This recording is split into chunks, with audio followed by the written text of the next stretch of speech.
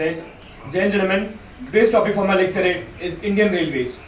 Safety, security, and punctuality is the motto of Indian Railways. Indian Railways is the backbone of India's economy and daily transits over 2 to 3 crore of passengers on a daily basis. Now, I would like to explain to you the importance of Indian Railways and how important it is for the low common man in India.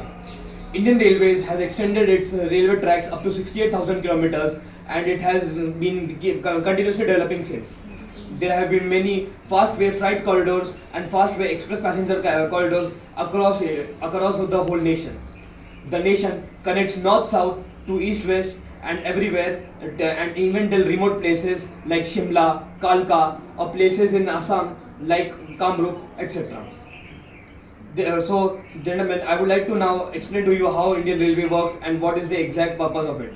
So, first of all, the first railway line which began was in 1853, which began from Mumbai VT station to Thane, and the second one was in 1854 from Khadki station in Pune till Thane. These both were the first diesel locomotive engines running across the state.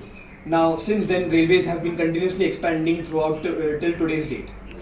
Now, in 1925, the electrification of railway began first in near Mumbai VT station.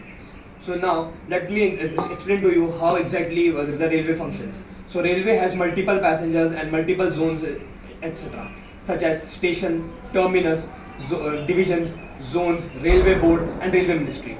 This is the hierarchical structure of railway functioning, and also it has functioning in multiple type of trains, such as passenger trains, freight trains, goods trains, and passenger trains, fast passenger trains, fast expresses, super fast expresses, and Vande Bharat, which is the recent innovation of Indian Railways itself. Now, I would like to explain to you how exactly these engines work. First of all, there are two types of engines. One are DEMU, diesel electrical multiple units, and MEMU, multiple electrical multiple units. These electrical engines and function across the nation throughout, and there are multiple type of engines such as wide AC passenger WAP and WDG, wide diesel goods, etc. These engines carry up to 12 to 14 bogies at once and carry approx 720 to 800 passengers in one go. Railways is very important for us because it is not only a method to carry passengers across the nation, but also across the goods. Also, the maximum amounts of goods which are travelled by railways are not monetized, but railway keeps its fundings from tax. Such as in the recent budget of 2026, about 3 lakh crore rupees were allocated to the railways for its functioning.